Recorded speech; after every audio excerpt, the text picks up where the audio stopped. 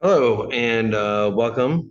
Um, this is used for a hybrid course, and of course, other students from my other classes are more than welcome to use it as well. If you ever discover my um, course videos through my comedy videos, I apologize in advance. Let's see what else is there. All right, for the people who are the reason why I'm saying this at the beginning is the people who are in the hybrid course that this is originally meant for. Um, Next week, I'm going to put in an announcement, but next week is the last time anyone has to make up speech two, which has been it's past way past due. You have to do it um, on Tuesday, and you have to show up on class on time because only the first 10 minutes of class is when we do make up speeches. Right? So yeah, 3 o'clock. You know where, you know when. And just FYI, just like I said at the very first day, if you miss a speech, the probability of you passing with the D is not likely. So yeah, get all those speeches done. Yeah, and we have a third speech. So your outlines due next week, and then right after that, we go right into speeches because this hybrid course and the way this semester turned out. So all right, so let's continue with the lecture. Hopefully, we'll get through all the chapters. So maybe, hopefully, this might be the last video, or not. So that way, you guys have more time to catch up with your stuff. Um, Big sigh there. So let's get going. So before I begin, so last time we were covering chapter 24, we're talking about reasoning.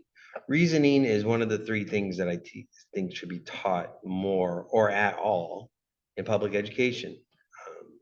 It's like a fundamental thing that other countries teach that we don't. The three I always talk about is ethics. You heard me talk about ethics, not morality, ethics, basic ethics.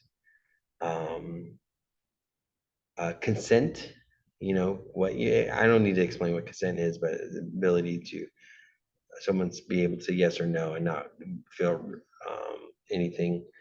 Um, and then the other thing that we should teach in public education is reasoning, especially with misinformation and disinformation coming out. We're going to learn about fallacies with this video and some other things. And we're going to cover more on the solution with your speech. So, yeah, and the fallacy stuff. Not only is there like at least maybe 1 to 3 questions on the final, it's a fundamental thing that I have to teach in this class. Every public speaking class that I've ever taught in all the different campuses, fallacies were required, and you're going to hear them, and you're going to be like, someone has done that to me, right? Or you might have done it yourself. So we're going to get through them. But first, before we get there, let's talk about solutions and so forth. Um, we focused on the problems last time. We started talking a little bit about the solutions last class. Solutions in a problem solution speech, especially the one that I require, has to have some kind of uh, agency, right? Some kind of agency that does it. You can't just say we need more of the same. So that's why drunk driving is not allowed because there's not much change there. We already have lots of laws. Anti-smoking, unless you ban smoking altogether, because smoking is pretty much banned everywhere except for like your private homes or some walled off section somewhere. Um, yeah, it's so it has to be like something like, the death penalty, pro, con, not pro, con, don't, not pro, con speeches. For or against death penalty, abortion, both sides can work. Gay marriage, only one side because gay marriage is legal, so only anti-gay marriage speech. So it has to have some kind of change, right? But your solution has to be like something else. Like you have to be able to pass a law, right? So you'll be like, the federal government needs to pass a law, or the state government needs to pass a law, or federal spending or state spending. We need to spend money on this. I was advising a student today about sex education, how there should be more of it. And that's actually a very good subject because while we maybe have sex education in high school, it's trash. Our US sex education is trash. Why do I know that? Because other countries do it way better than we do, and Belgium is a good example. So if someone wanted to do a speech about how we should increase funding for sex education, introduce it early, that's a change. That's a change. Use the Belgian model. Same thing with bail reform, right? Or people, like I said, people who are anti-gay marriage, on a constitutional amendment. That's the only way to outlaw gay marriage. So you see how this works. It has to be some kind of change, right? We'll get on that more in a second. But something I talk about, and again, the problem with the hybrid classes, the way it's done is we don't meet, and it's kind of hard to get across things. But I'll just quickly try to get through this. So we all know about LA traffic and how horrible LA traffic is, right? We all know it. Even if you don't drive, you know it because you've had to sit through it. And the reason why I'm bringing this up is there are some things that can be done to change LA traffic dramatically, right? So let me tell you a story. In the 1980s, I think it was late, I think the study started in the late 70s and it was released in the early 80s. They did a study on LA traffic about why LA traffic is so bad.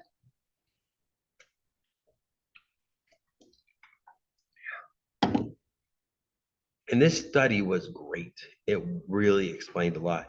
Like, for example, have you ever noticed that when you hit a curve on the freeway, when the freeway curves, traffic tends to slow down?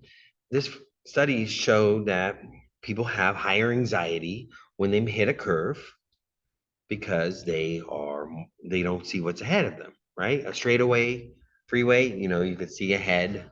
Even if you're in a small car, you can do what I do in my Mini and look over. So that was another one. When you're going through downtown, when you're driving through downtown, and or any kind of place where the freeway dips and there's walls around it, anxiety goes up because everything gets louder. Sounds of the cars bounce off and so forth. And the more cars in general, anxiety goes up and makes people slow down.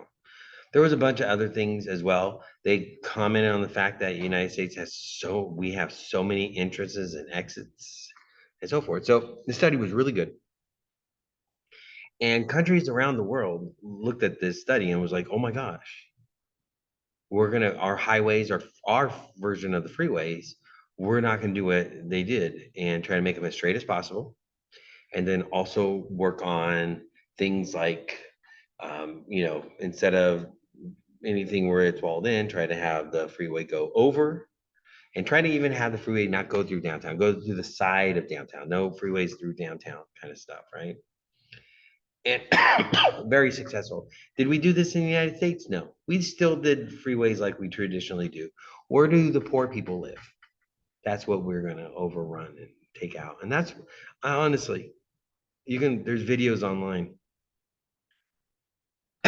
A lot of the freeways you can map out where the poor communities used to be. That's and why they curve in the United States the way they do is because they usually target poor communities. My question to students always is thinking about driving in the 1980s and then driving today. Do you think traffic is better or worse? Right? And the obvious answer is it's worse. It's worse. Traffic is worse. I tell people I learned how to drive in LA. Even though I lived in Fresno, once a month we would try to LA to do orthodontist braces. And my mom would have me drive once I got my driver's permit because she was like, it's my weekend, you drive, and so forth. And I learned how to drive in LA that way. And I tell people like, yeah, you'd be on the 101, everyone's going like 90 miles per hour, 5 feet apart, and everything was run smoothly. And that doesn't happen nowadays. It can't happen nowadays, it seems like. And you ask yourself why? What differences are there? Major differences. So I usually ask students, what are some differences? The most common one is population, right? Population change. There's more drivers. But the thing is, I tell students is that's not a good example because while there is an increase in population, there is a sizable increase in metro and more freeways, more lanes, right? There's freeways I drive on that weren't around now, that weren't around when I was a teenager learning how to drive. Um, there was no metro lines when I was a kid. It was like, and a lot of the freeways were not as wide as they are now. So this idea that population is the reason why, is nullified because of the increase of the metro and carpool lanes and so forth. By the way, carpool lanes are not valid anymore. They should get rid of them. You want to have less people drive, increase the gas tax. But you see, I understand, nullified that. Another one is distractions. A lot of students say distractions are a reason why. And the cell phones are a huge problem, right? In some countries, you can't even have your cell phone out of your pocket. It has to be in, even if you're parked, you can't have your cell phone out because that's how much people are anti-cell phone in other countries. And so you go to countries, they still have GPS systems because they can't use their cell phones. And but at the same time, drivers have always been distracted. Like I talk to students about the fact that seatbelts used to not be required. So you got little kids bouncing around in the back. Let's see what else is there. And distraction. And my favorite distraction story of all time is a cop pulled over a guy who was eating a full steak dinner. Plate, fork and knife, full steak, full vegetables, full baked potato. The whole night, and he had like a drink and everything. He had full steak driving, but steak dinner. So distractions are not. And other students have come up with other things as well. But there's two things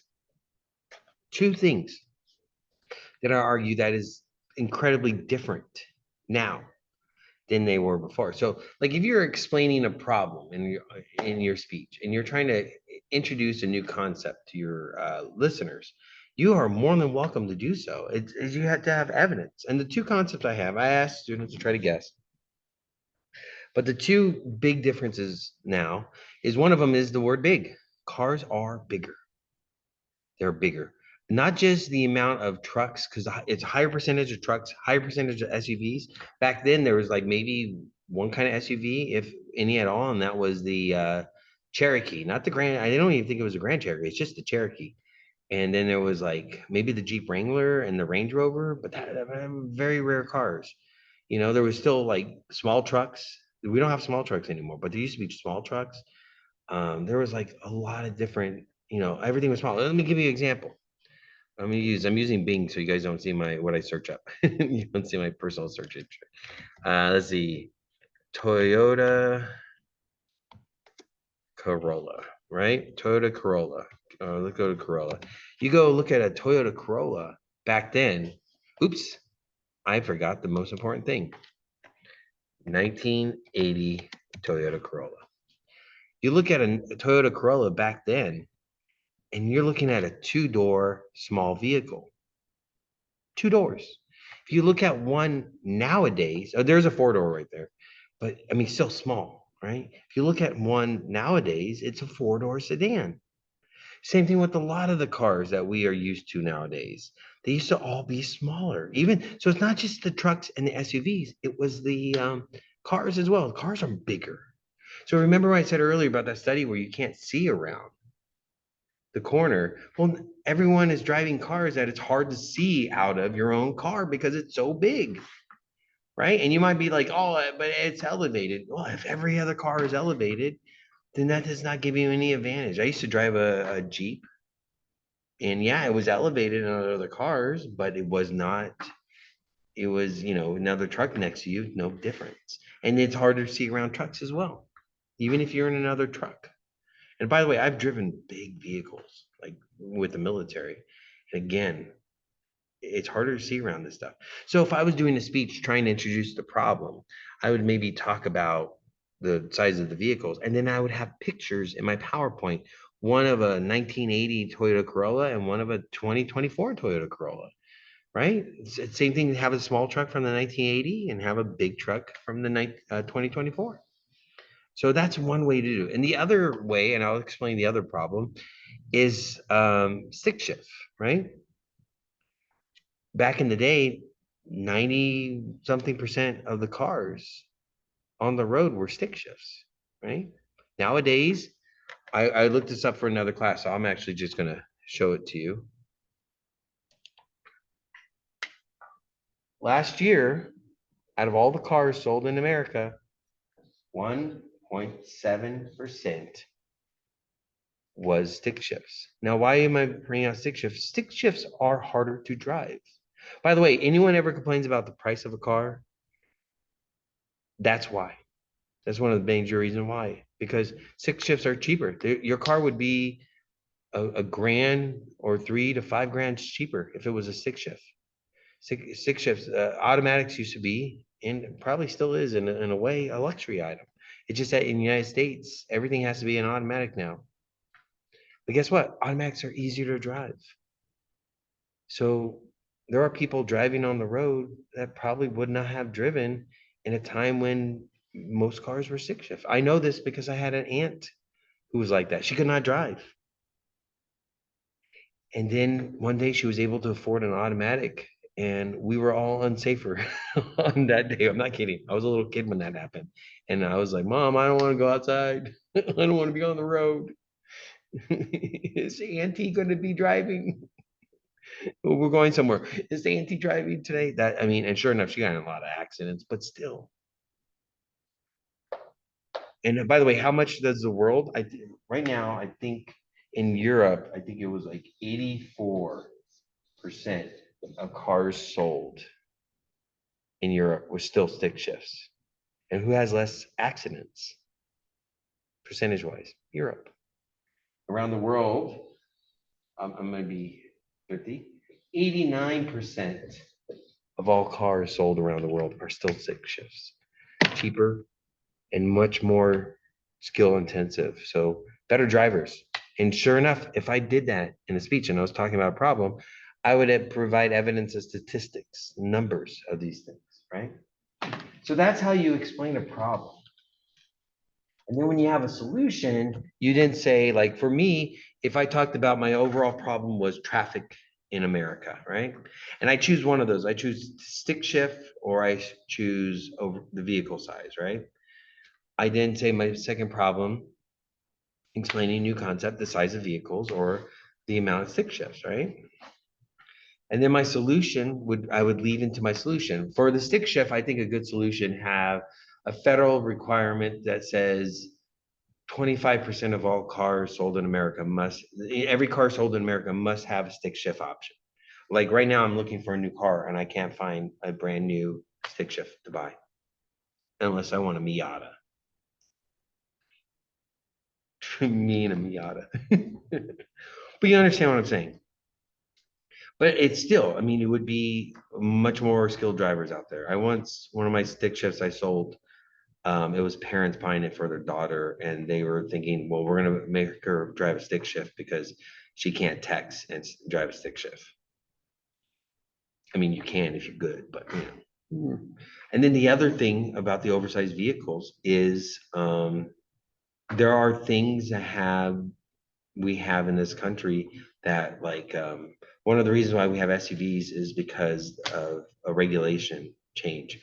SUVs probably should be regulated like vans and trucks, but somebody, a bureaucrat somewhere, kept that as a car, and that's why automakers went crazy on the SUVs because they were like, okay, wait a second, we can charge the public for something like we charge a truck because it looks bigger, so we can charge them like we charge a truck, but we only have to regulate it like a car. And so one of the reasons why SUVs were pushed so much is because so take away that regulation, make them regulated just like vans, or increase the gas tax so bigger vehicles are punished more. Which, by the way, should be. I grew up, by the way, I'm not some leftist about this. I grew up around trucks. I grew up around work trucks. And most trucks on the road look unemployed. Just saying. But you see how that works, right? You have a problem, you have a solution. So today's participation, before I get into the slideshow, the slide, is you're going to need to state your solution. Actually, let's back it up. You're going to state your agency first. Like who is going to change this for you, right? You're going to pass a law, you're going to have a federal budget, a state budget, whatever. And then afterwards you put what the change is going to be. So like if you want to regulate guns, you would say federal government bring back the assault weapons ban. We used to have an assault weapon ban in this country, pass a law on federal, it would be the Congress that would have to do it. That's what the Congress did before. We did in the 90s. It worked. If you're pro-gun and your answer is, well, we'll just put more guns on the street with proper people, then you would say concealed, get increased concealed weapon license. That would probably be a state issue and require that those people take responsibility classes to get that concealed weapon permit. There you go. That would be like a state requirement. So by the way, if you care pro against, if anything about gun sales, you always need to have it on the federal level. If anything about regulation on guns, meaning like individual ownership, it's usually within the state. Just FYI, gun sales, more federal gun regulation, permits and stuff, that's more on the state. Just FYI. So if you have questions on that stuff, policy won't care. You know how to message me, talk to me before or after class. All right, let's move on to the chapter.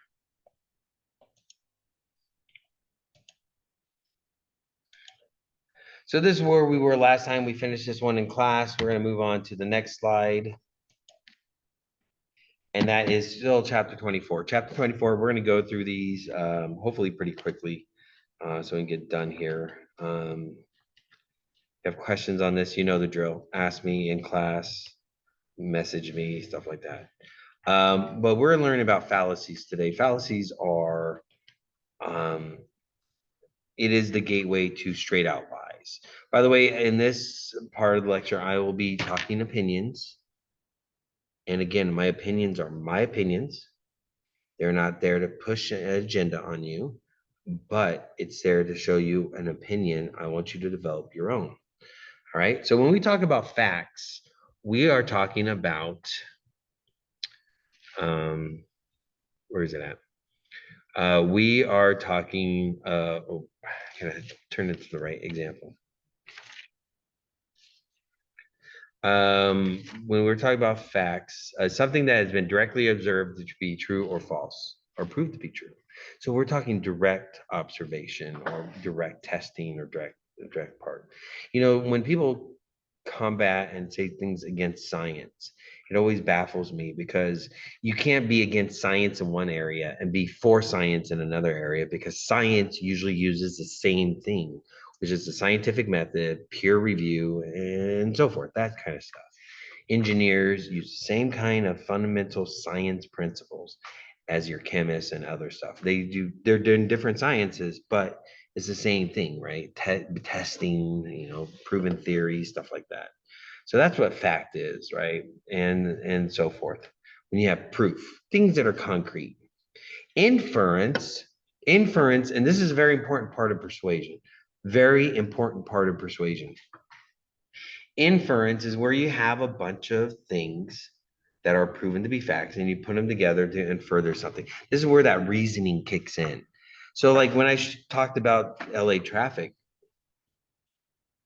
and I said, okay, well, the traffic is bad because of these various reasons. And I talked about like the stick shift, right? And I inferred this is part of the problem. Because it is a sizable change. It used to be 90% stick shifts in this country back in the 80s, and now it's the exact opposite. That's a sizable change. And so I'm inferring that because I'm also inferring the change in traffic, the change in issues with amount of accidents, the skill set of drivers in general.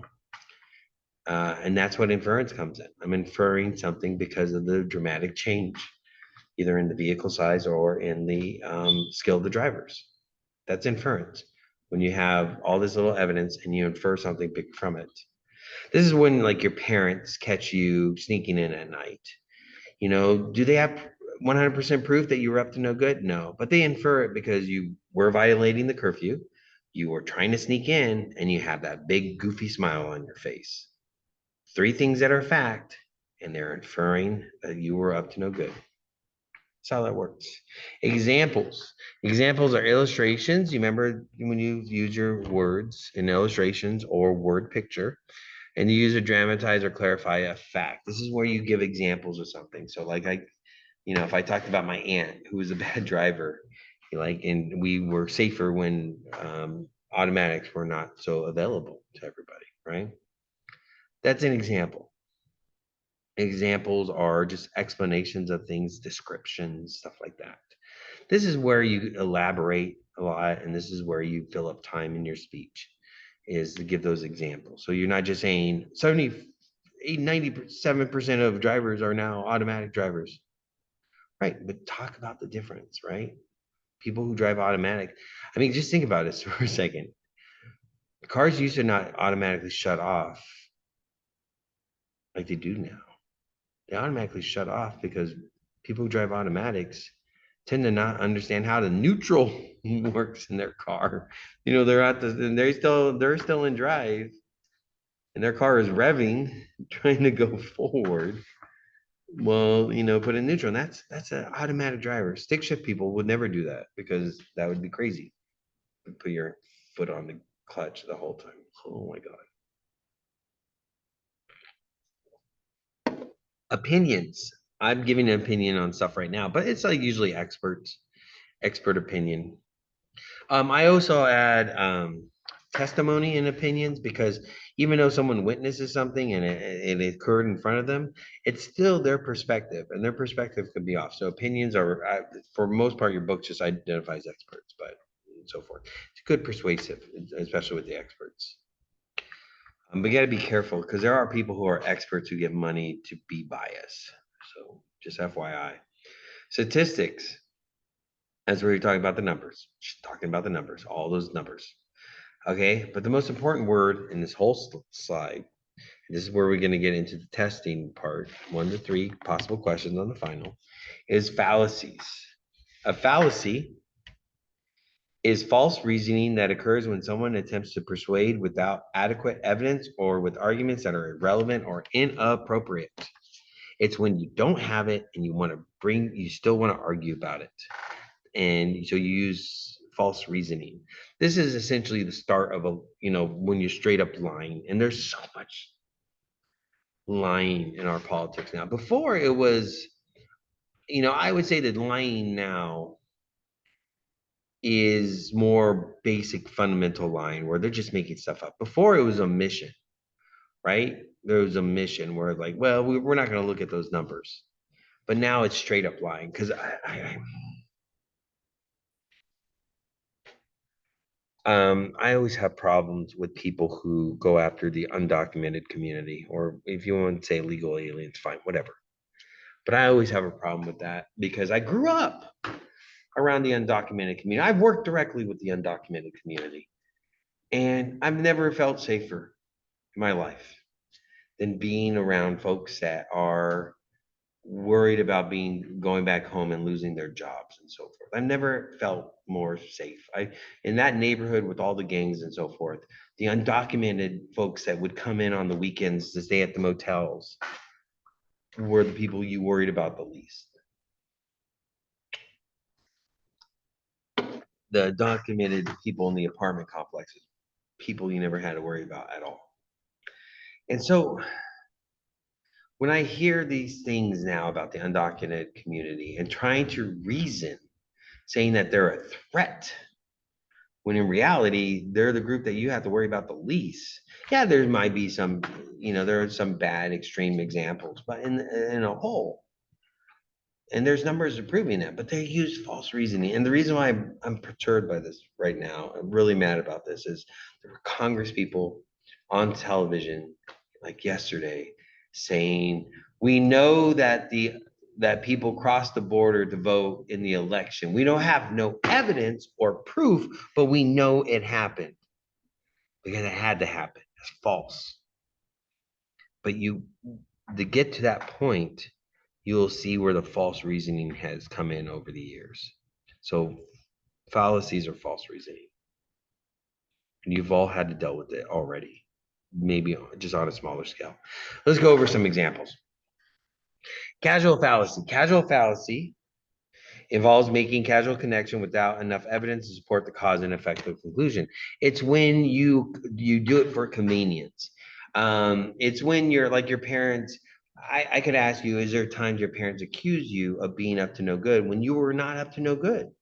And a lot of time it was probably convenience, right? Your convenience. You had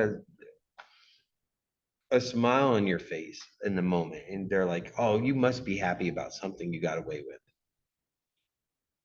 Is it true? No. But is it convenient for them to make that assumption? And to be honest, as a parent, you rather be wrong in the assumption than to be right and not even try to confront it. You know what I mean? They rather be safe and accuse you instead of letting it slide because they have a hunch. But a lot of times it's casual fallacy. Convenience was the thing. So you're going to hear me talk a lot about the January 6th people with this one. People who believe in the false election stuff.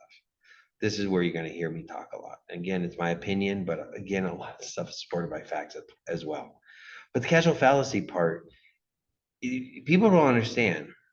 When you go into an election and you think that you're going to win because you know that your candidate is the most popular person, and you only listen to organization and news things, and you only talk to others who talk about how great the person is and they're the most popular president ever. And then when you found out there's not, it was a casual fallacy to just assume that you lost because someone's up to no good. I mean, you can maybe look at your own past and say, oh, wait a second, I only got my news from people who also agree with me on everything. And maybe I was blind to the fact that there was all this dissent and problems. But that's not convenient for you to look under that because it's convenient to get news from people that make you feel good. So when it goes against that, you go the casual fallacy route and say, oh, well, oh my God, my guy lost. That means the election must have been stolen. That's a casual fallacy. Bandwagon fallacy. The LA people know this very well because their sports teams, a lot of their sports fans are bandwagon. Sorry, I'm just going to say it. Um, I remember when the LA Rams came back to LA, and everywhere you go, there was posters everywhere for the LA Rams. Then they lost their first game, and then all the posters were taken down very quickly. All right. Everybody thinks it's a good idea, so should we too. So this is when everyone is saying you're doing it. Just think about it for a second. What part, especially during high school, do you think everyone was saying, hey, you got to try this, you got to do this, because everyone else is? And of course, the obvious answer is drugs. I mean, we talk about peer pressure, but it's bandwagon fallacy. Everyone's doing it. Not everyone's doing it. When you actually take percentages of people who have used drugs on a regular or try it in high school, it's actually much lower than people think. But a lot of the people who pressure on drugs is like everyone else is doing it. Same thing when it comes to anything, especially with young people, when you're trying to introduce them to adult stuff, right? And you're like, everyone's doing it because young people, especially, it's a natural trajectory going up and trying things as you get older. But there are people who try to circumvent that and say, hey, it's already past due. Let's go. Everyone else is doing it. Why not you? So that's where the fallacy comes into play, is when they do that kind of stuff. And so, and the same thing with a lot of the stuff like this hybrid classes for high school students. When I visit these schools and I hear students say things like when Kanye West's anti-Jewish stuff was in some students' mouths. And I was sitting there listening to it, and they're like, "Well, that's what Kanye's saying, and so that means it's popular. That means everyone else is saying it because Kanye's saying it, and everyone's talking about Kanye right now." No, everyone maybe is talking about him being stupid, but no one is. Everyone's talking about him because they agree with what he says. So bandwagon fallacy is a way to try to make people feel reassured about something that is probably a poor decision. Hey, you got to try this. And by the way, just real quick on drug use, you know, all the horrible stuff, the cocaine, heroin, that stuff, horrible no matter what age. But even the stuff that students think is mediocre or safe, not so much for a developing body.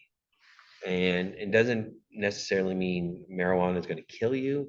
It just means it might mess up your development. But there's that pressure. When it comes to the January 6th folks, they like to say that a lot. Well, everybody knows the election was stolen, or everybody's saying that there was problems with the election. There are people, FBI officials, government officials, Republican governors, Republican Secretary of State, people who were part of the Trump administration have all come across the board. Republicans, conservatives come forward and said the election was not stolen. The law enforcement has come forward and said it's the safest run election in American history. But to get people to stop going, to go have people go against that evidence and so forth, there's that bandwagon fallacy. Well, everyone else says. We have a lot of people saying that the election was stolen. Is it experts? Is it people with evidence?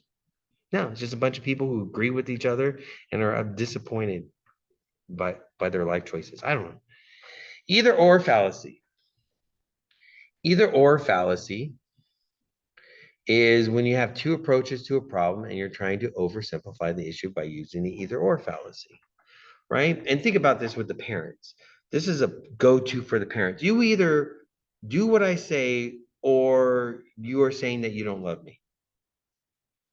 Does that sound familiar? You either,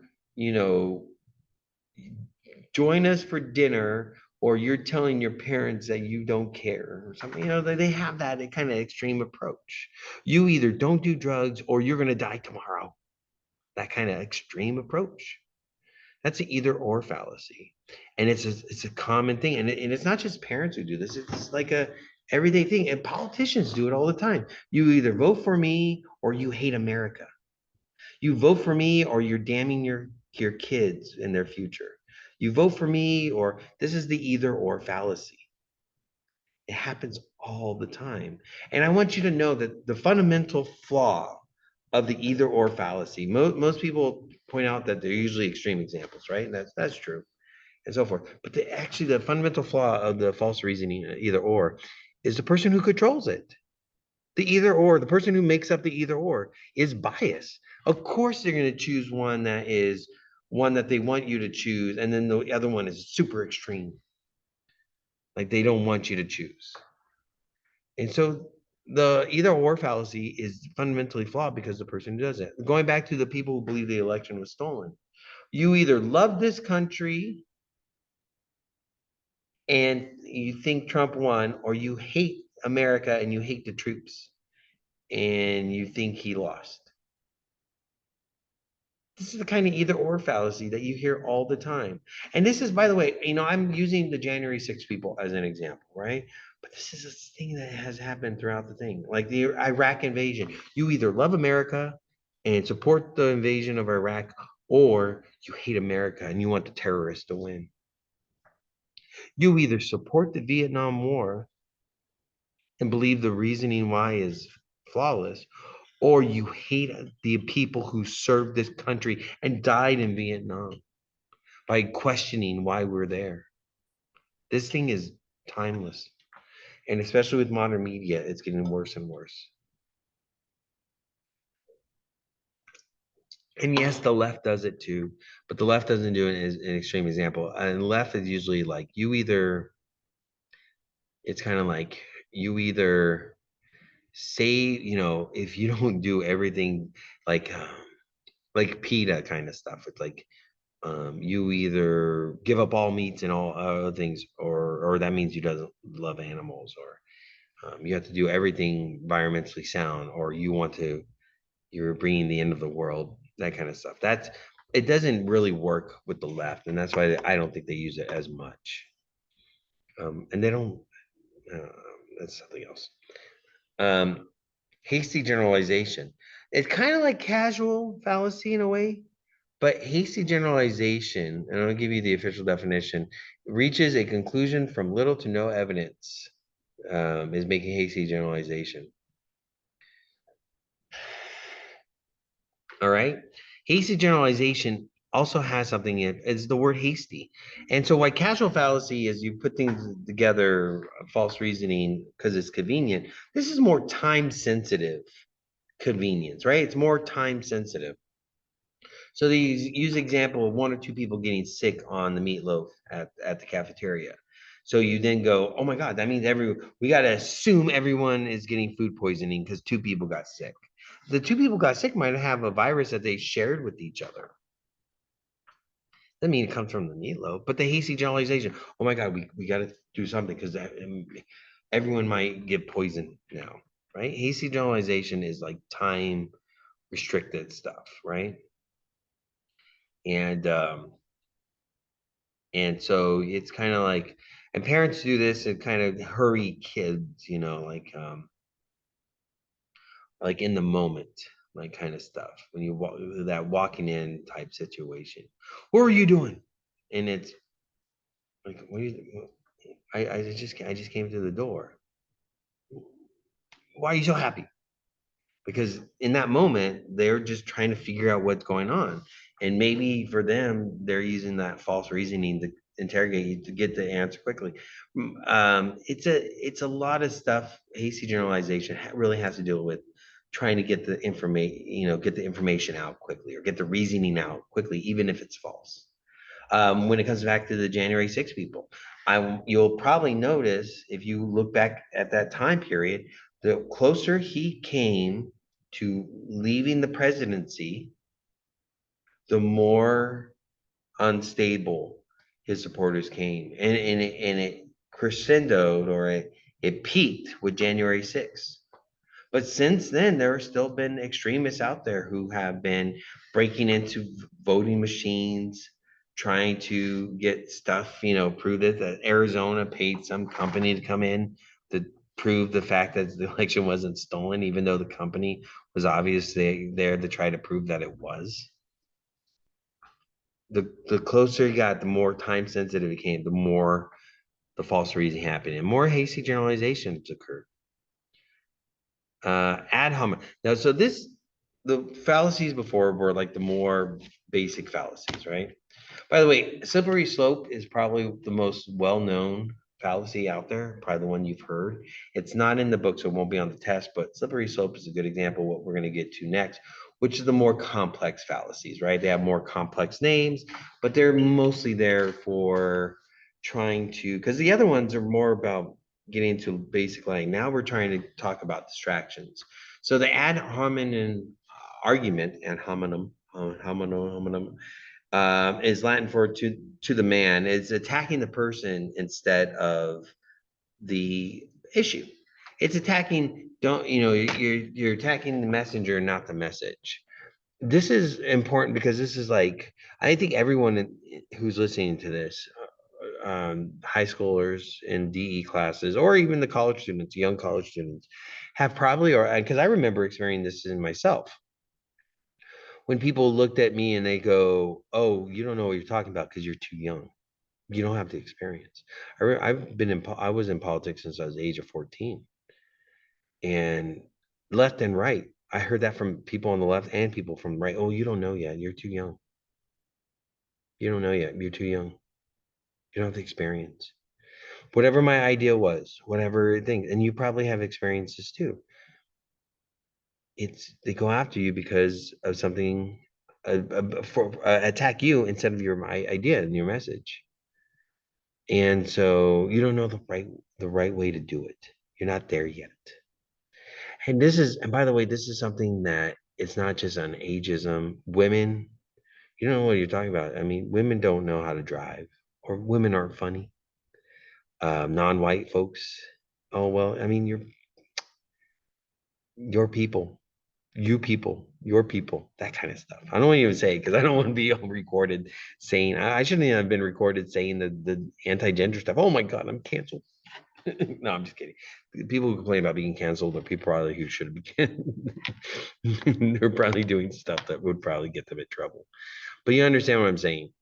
Ad hominem attack is going after messenger. This is a big thing in politics. This is a big thing in our everyday life, where people are attacking the individuals and not the message, right? Universal healthcare is something that, I mean, by the way, anyone that always says socialism, socialized medicine, the United States military medication, healthcare system is socialized, veterans is socialized, poor Medicaid is socialized, Medicare is socialism, and it's all socialism. Student healthcare centers on the college campus are socialism, right? So when like Bernie Sanders was saying, we need, I'm not gonna do Bernie Sanders impression, but when he was saying that stuff, they were attacking him for being on the left and socialist and not attacking the need of universal health care. That's an ad hominem attack. And so we go back to the people who deny the election. The FBI says that it's the safest election of all time. Law enforcement says it was a perfectly run election, safest election in US history. Ad hominem attack. Well, and by the way, this FBI and law enforcement was under the Trump administration who said this, and they're like, no, no, they're part of the deep state, the news media.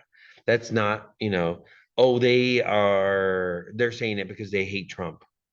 Or even now, right-wing media can't say it anymore because they got sued or they're being sued. And so they're like, oh, well, they're not saying it anymore because they're afraid of lawsuits. Republican governors, Republican secretaries of states who validate their elections. Oh, it's because they are never Trumpers. They never go after the thing. They just go after the stuff. Oh, by the way, real quick, hasty generalization. I forgot this example of the January 6th people. Remember when Trump lost? He essentially lost the election the second day because the votes came in, and overnight they were like, "Well, people were dropping, they're doing drops," which is something that happens in every election.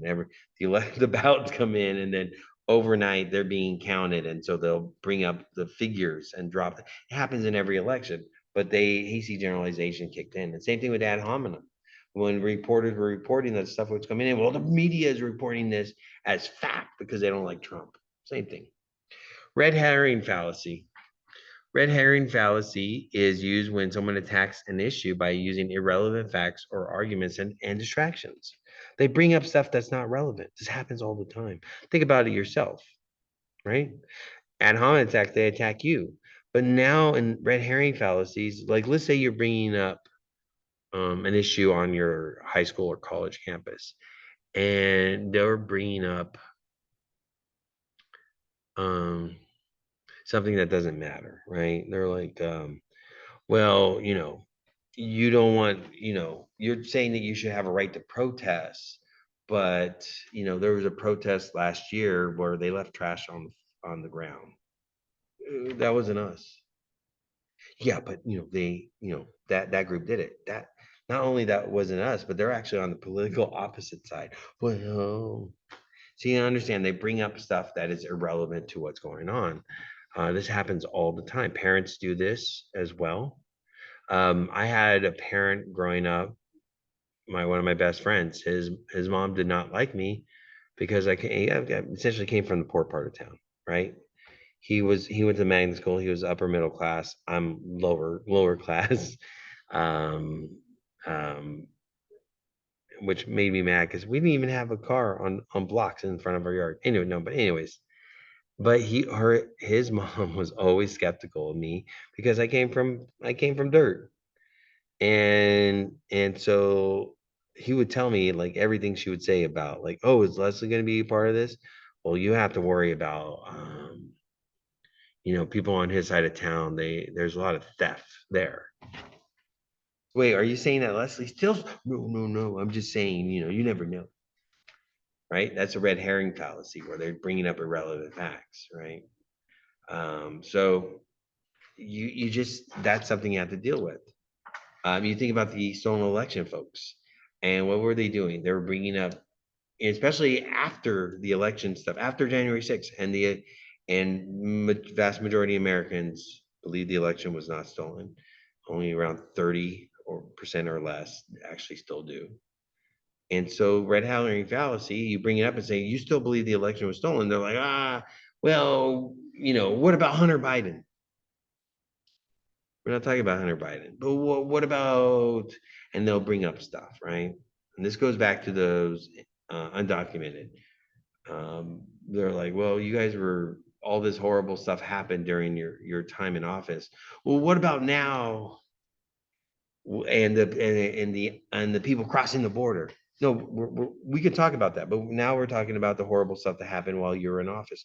No, no, no. We need to secure the border before we talk about that stuff. Red herring fallacy. There's another one that sounds familiar, the same thing. Appeal to misplaced authority. This is a big one with advertising. So whenever you see an athlete or an actor who are not them playing a role, they're playing themselves, speaking for as themselves, and they are selling something that you're like, why is this person connected to this? Appeal to misplaced authority. Example of this is anytime you have an athlete sell something that is not athletic. A good example of this, and just think about any ads. I'm going to give you a second and see if any of you get the ads. These are going to be examples I have, and some are from students. Just give you a second. Here you go. So, for example, you have ooh, ooh. How would you guys like a makeup participation? So if you, oh, no, I don't want to do that because I don't want to confuse it. Never mind, forget it. We'll do makeup participation another time. All right, ad hominem. I'm sorry, appeal and misplaced authority. So like, here's some ads. Like when Paris Hilton did the Carl's Jr. ads, or anytime those models did those Carl's Jr. ads. Another one student told me today was Lady Gaga selling Polaroid. You know, she's an artist, but is she a photographer? Um, there is a bunch of people who sell like mortgage stuff, and they're like actors, and they're like, let me talk to you about reverse mortgage. There's any kind of like food ads, like, this is what I eat. I'm like, thanks, Charles Barkley. I don't know why would care about what you eat. Stuff like that. So that's how it works. um your parents might have used it against you.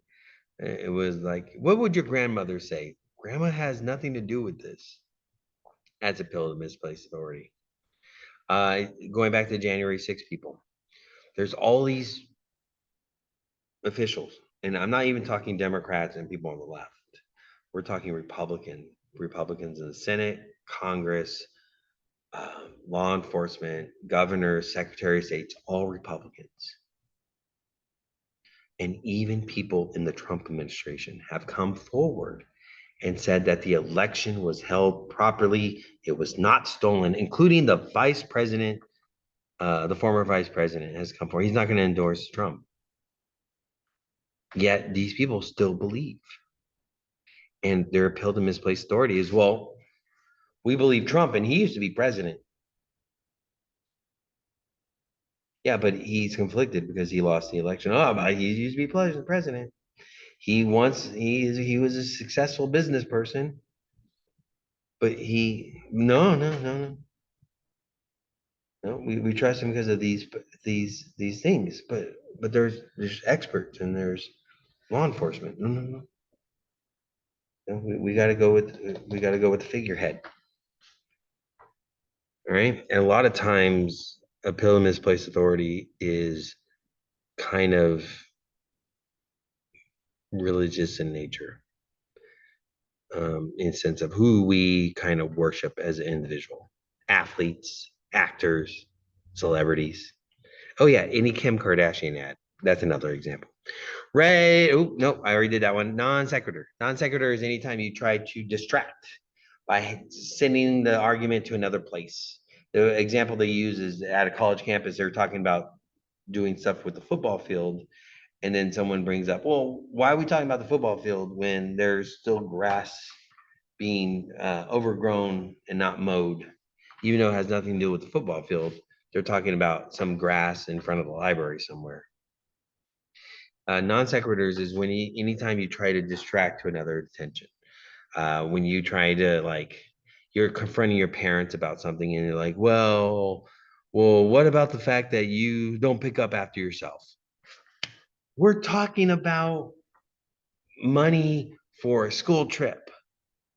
Why are you bringing up that, mom, dad? It's that kind of stuff where you try to distract them to talk about something else. You'll have politicians. There's the recently that governor that killed her puppy. Um, she was in an interview and they were just grilling her. And at one point, she just, can we talk about something else? Oh, they were talking about how she lied about meeting the dictator of North Korea. And then she finally just said, "Why is there something else you want to talk about?" Non sequitur. You want to lead them somewhere else, and that's the thing. And that happens all the time, especially with the January 6th people, because they'll, when we were talking about, they were talking about Trump losing the election right after the election. They were going, "Oh well, what about these stories that we're hearing out of Arizona?" Or stuff like that. And then when that was proven false, then they were like, well, what about the corruption of the Bidens, right? And so they lead to other places. Fallacies are super important. I can't stress enough how important they are. Agree or disagree with my examples, I don't care. But the one thing I want you to agree on is that fallacies are used every day. And they're getting worse and worse, especially with misinformation, disinformation, fallacies. And I highly recommend that you look up other fallacies. 1 to 3 questions on the test are going to be it. The last thing I'm going to talk about is that term myth. That term myth is another way to arouse listeners' emotion is to refer to something in a myth. Before I talk about it real quick, I just want to say this. Religion is part of the definition. In no way using the word myth is saying that your religion is false. I'm a Unitarian Universalist. I'm an ordained minister, right? I have very strong opinions about my personal faith, right? I'm not going to get into it. But the fact of the matter is, I you have to understand that a lot is unobserved. And so that's what it's all only is doing is just putting it in the category. There's the facts that have been directly observed, and then there's the myth which have not been observed directly, passed along stories, and so forth. So, for example, okay, a belief held, this is the official definition, a belief held in common by a group of people that is based on their values, cultural heritage, or faith. It's not saying what you believe is false. It's just saying it is in the category of the unobserved. Yes, there's gospels and religious texts that goes back and people who, and so forth, but it's different. And I'm not going to get into it, but it's just different. And I say this as a person who has religious beliefs. And so it's not insulting to put it with myths. Obviously, there's myths that we know that are false. The gods of Egypt. I know there's movies that make them look but it's just movies, right? So it's no way discouraging you to believe. It's not going to be a test on the question, but I'm just letting you know that is not and trying to insult religion. It's just saying it's in this category because it's different than fact, because it's from whatever um, cultural heritage, passed along stories. All right, so we're going to go over the 3 main categories from this part of chapter 24. The best way to avoid looking like you're doing a fallacy or false reasoning is evidence to avoid illogical arguments or looking like you're making illogical arguments. Remember, we cite how, according to New York Times in the Wall Street Journal, by making that citation and having good sources. Oh, according to a post on Facebook, not going to work. Go to library database, find your sources. Evidence to avoid illogical. That's the best way to do it. I had a student, I've talked about the student before, and I have permission to talk about the student from the student itself. The student was probably one of the best public speakers I've ever had in one of my classes. And let's be honest, students are not clamoring to listen to other students speak. But this was one of the few students that other students are like, oh, I can't wait to hear what this person's saying because they had a good delivery style. This was in one of my classes, and every single speech, the student was on with the delivery style. But there's 2 problems. The student gravitated towards speeches that had to deal with the government, especially the idea of big government. right? The problem with big government. Second problem, student never cited in the speech. They cited in their outline. I knew the student research, but in the speech, they never said according to the New York Times or in the Wall Street Journal or any of that kind of stuff. They never did that. Never cited their sources. So even the people who were listening, who liked the student's voice, believed the student was being conspiracy theory type stuff because the student never cited. So that's how you avoid looking illogical. Is you have valid evidence, you have, and it's credible and it works, right? Right. You also avoid it by using sound reasoning. You have a good structure to your speech. You have good flow and narrative. That's how you avoid looking illogical, is have all the fundamentals down. And then you make it. You remember when I said earlier about the traffic thing? The traffic thing, I use that to explain, listen, people, if I just sit there and go, you need to drive a stick shift, that sounds stupid. But if I had the strong evidence of the numbers, then people will be like, you know, I never thought about that. Making cars easier to drive is allowing people that probably shouldn't be driving to drive. What were we thinking? That's how you avoid it. That's how you get people to change their minds. Because the people are like, wait a second, I never thought about that. This person presented good, strong evidence. That's how you do it. Fallacies. Fallacies. There's three reasons your book identifies. I 100% agree that the reason why people use fallacies. And to understand fallacies, you got to understand a person who argues. And I said this in class.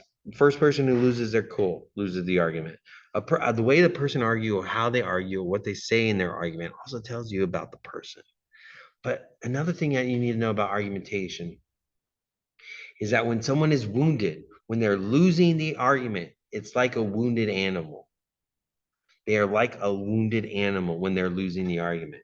And so these three things in losing the argument, losing that there is not, is makes them lash out with false reasoning, with fallacies, just like a wounded animal would lash out to protect whatever they're trying to protect. All right. So here's the three things that are going against them. First off is the issue itself. Like they're on the wrong side of history type stuff. Um, people think that the civil rights movement started and ended in the 60s. It really, the proper civil rights movement really did not end until the late 70s.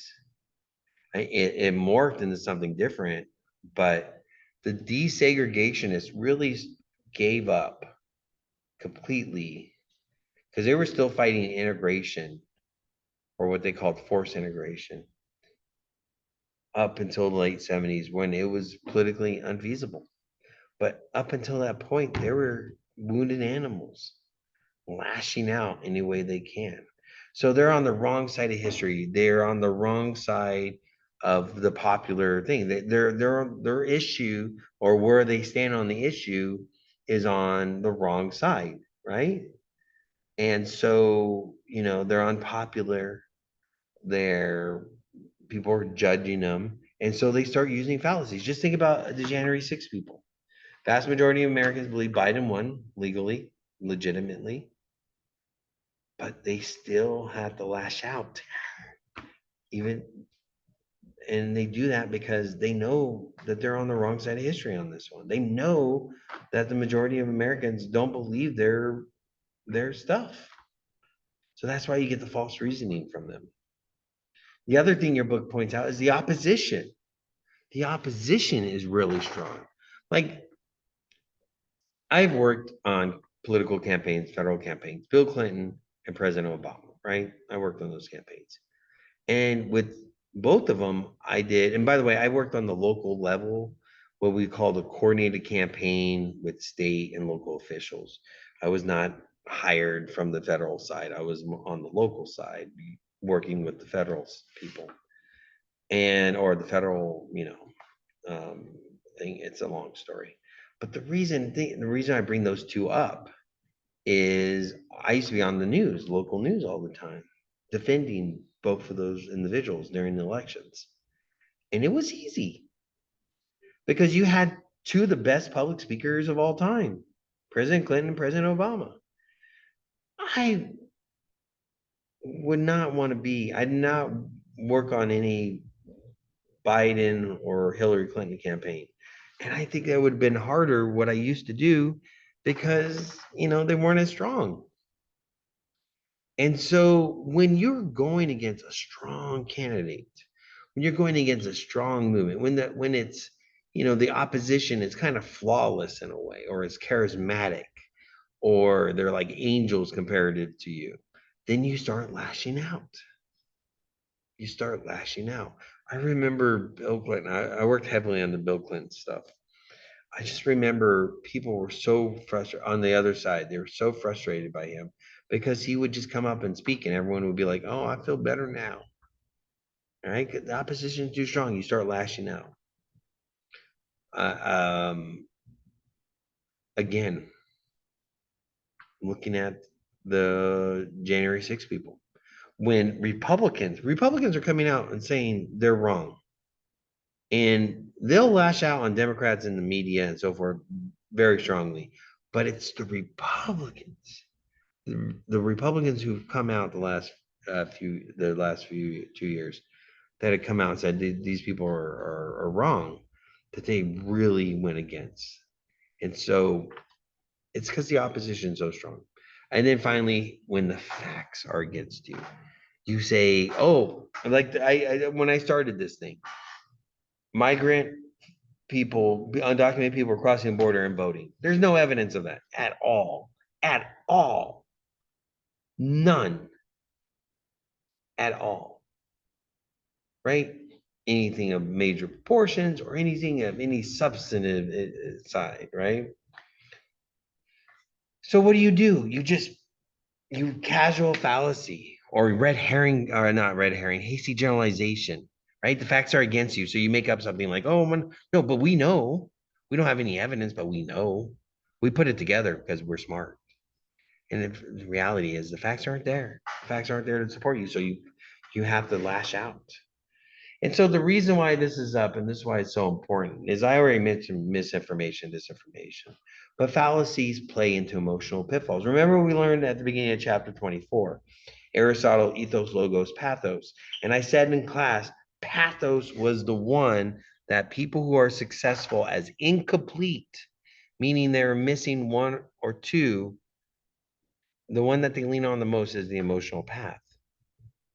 And that is why fallacies work, because they're not logical, they're not ethical, but they go after the emotion of, like, you have to fear the undocumented. Oh my God, do I? Because you're trying to get people to believe something that is false. So it's like when people take, let's say somebody did something horrible and they're part of this demographic, and then you're trying to say all of them are bad, and then people start fearing that. That's an emotional pitfall right there. You get lost because people are trying to get you to believe something different, something that's against yourself, because they go after your emotion. We talked about Hitler and ethos, logos, pathos. There was a pitfall in Germany. The people who are most responsible for the Holocaust are the German people. How did the Germans get there? Hitler and his cronies set up emotional pitfalls by going after their emotions. And that's how fallacies strive. And people ask me, I've been asked this for a while, and I actually came up with this with a dear friend of mine. He is a former friend. We do not talk to each other anymore because he got lost in casino. I'll be honest with you. I have not talked to him in probably a year. It's going to be his birthday soon. In over a year, maybe. Yeah, in over a year. Because he's too far gone in conspiracies. But him and I came up with this, and well, I came up with this, and he agreed with me. Was we were talking about conspiracies and why they're successful. And there's two reasons: basic conspiracies, these false conspiracy, the anti-vaxxers, the climate denial, and so forth, and the election people. The reason why they're successful is conspiracies do two things. Again, this is the emotional pitfall part. They either make the person feel safe and comforted, or they make them feel smart when they're not. What do I mean by that? Well, if you're, remember cognitive dissonance, if you're feeling discomfort and anger and fear because you're hearing things that go against your attitude, values, and beliefs and behavior, then a conspiracy kind of like a warm blanket. It wraps you up and feel comfortable. No, what they're saying is not true. This blanket right here is protecting me from their things, and is the blanket's telling me that he did win the election. That's what a conspiracy does. It makes people feel good, even when they shouldn't, because what they're believing in is false. And then it also makes them feel smart when they're not. Like, oh my gosh, people don't believe what I believe in. Well, that's because they're dumb. This conspiracy is putting a crown on my head and it says I'm the smartest person. See, this crown is saying right here that I'm the smartest person. It's spelled DUNCE, smartest person. That's what conspiracies do. They make people feel good when things make them feel bad. It's an easy out. And think about people's personal choices, some of the false reasoning they believed in. All right, that's going to be a long video. I already know it. I'm sorry about that. Um, yeah, just I've said this already. I'll say it again. I'll end it with this. Towards the end, this book really explains stuff that will help you for the rest of your life. Fallacies, reasoning, theories on why people do what they do. It's such an important fundamental thing to know because you're going to be better to adapt in this world, especially with the social media stuff. So I hope you take that into consideration, not just for the test and so forth, but just in general for that kind of things. If you have questions or anything, you know what to do. All right. Have a good day. And yeah, watch out for fallacies.